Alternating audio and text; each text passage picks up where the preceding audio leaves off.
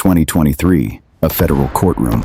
The only person ever charged in this scandal is about to be sentenced.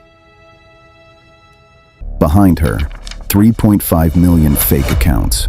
Ahead of her, a decision that defines this entire story.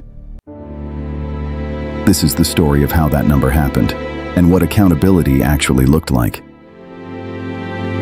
Rewind 2 decades. Inside Wells Fargo's retail bank, one metric ruled everything: cross-selling. The goal: sell every customer as many products as possible: checking, savings, credit cards, insurance. Employees were handed daily sales quotas that were, in practice, nearly impossible to hit honestly. A generic bank employee stares down an end-of-day quota she hasn't met. So some employees started opening accounts customers never asked for. Fake checking accounts, fake credit cards, fake insurance policies, all without a customer's knowledge. By the time it was discovered, the number had grown almost beyond belief. More than 3.5 million fake accounts over a period of more than a decade. This wasn't a few bad employees. It was a system built to produce exactly this outcome. And for years, people inside the bank were trying to warn everyone about it. Internal complaints about exactly this problem started piling up as early as 2006. Nearly half of all internal ethics complaints between 2006 and 2014 were about this exact issue. A generic compliance employee files yet another report that goes nowhere. Employees and customers both tried repeatedly to alert senior leadership for years. According to the bank's own later investigation, leadership was well aware of the pattern. One executive was even called internally the best banker in America. That executive ran the division at the center of all of it. The warnings kept coming. The sales targets never changed, not for 10 more years.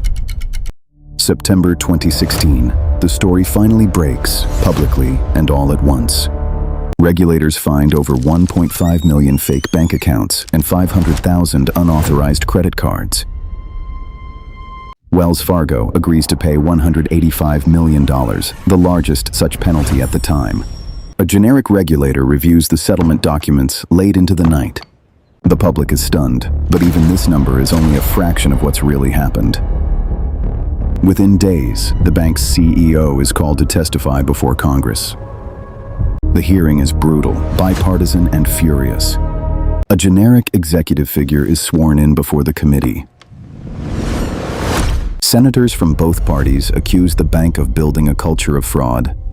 The CEO admits the sales goals culture existed since the early 2000s and only ended that October. By the end of the hearing, the pressure on the bank's leadership has become unbearable. So what actually happened to the people responsible? In October 2016, the CEO retires under pressure. He forfeits more than $41 million in unvested stock plus his bonus. The division head is fired for cause. She forfeits $47 million of her own stock. Combined, executives ultimately give up more than $180 million in compensation. It sounds like real accountability. Here's the number that complicates that story. The division head still walked away with a retirement package worth roughly $125 million. A generic executive walks out of the building for the last time, unbothered. Forfeited stock isn't the same as consequences. That distinction matters for what comes next. February 2020, the federal government steps in with something much bigger. Wells Fargo agrees to pay $3 billion to resolve criminal and civil investigations. One of the largest bank settlements in United States history. A generic DOJ attorney signs off on the final agreement. The SEC separately charges both the former CEO and the division head with securities fraud. The allegation: they misled investors about the true health of the sales numbers. Regulators issue the former CEO a lifetime ban from banking and a $17.5 million fine. They seek a $25 million penalty against the division head. She contests it.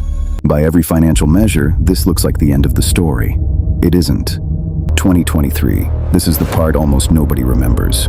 The division head becomes the only Wells Fargo executive ever criminally charged. She pleads guilty to a single federal charge, obstructing a bank examination. A generic attorney reviews the plea agreement one final time before it's filed. Prosecutors ask the court for 12 months in prison. This is the same courtroom from the beginning of this story. The sentence, 3 years of probation, 0 days in prison. She had already left the bank in 2016 with a retirement package worth roughly $125 million. 3.5 million fake accounts. One person ever criminally charged. That's the actual ending. A generic figure walks out of the courthouse, free into ordinary daylight. No other executive at the bank was ever criminally charged for any of this. Not one. But the story doesn't end with people. It ends with the bank itself. Since 2018, the Federal Reserve has capped Wells Fargo's total size. It still hasn't been lifted. It's one of the strictest, longest-running sanctions on any bank in modern American history. Not a person, a number. That's the consequence that actually stuck. A generic bank customer reviews a statement, still puzzled by fees on an account she never opened. Real customers paid real fees, on real accounts they never asked for and never wanted. So here's the actual question this story leaves behind. Is a corporate settlement real justice, or just the cost of doing business at scale? When the fraud is measured in millions of accounts, does probation actually mean anything? There's no clean answer. That's exactly why this story is still worth telling. Return with us to where we started, the sentencing that closed this chapter. 3 years of probation, no prison, a $125 million exit already banked years earlier. That's not a loophole. That's how the system, as written, is actually supposed to work. Which raises an uncomfortable question about every future scandal this size. If the consequence is always a fine the company can afford, what's actually being deterred? This case set the template. Nearly every major bank scandal since has followed the same shape. A big settlement, a few forfeited bonuses, and almost never a single day in prison. 3.5 million customers were affected by this. Their names rarely make it into the story at all. This documentary exists, so at least one part of that story doesn't disappear. Every number in this story came from federal court records, SEC filings, and sworn testimony. Nothing in this episode is speculation. This is simply what happened, on the record. And it's still the closest thing America has to a template for how corporate fraud gets punished. 3.5 million accounts, one person charged, 0 days in prison. That's not a footnote. For a story this size, that's the entire headline. The asset cap remains in place today. The bank is still operating under it. No new criminal charges have followed. The story, as far as accountability goes, is closed. What isn't closed is the question of whether that outcome should satisfy anyone. Capitol Files will keep asking that question, one company at a time. 3.5 million accounts. One person charged. 0 days in prison. Make of that what you will.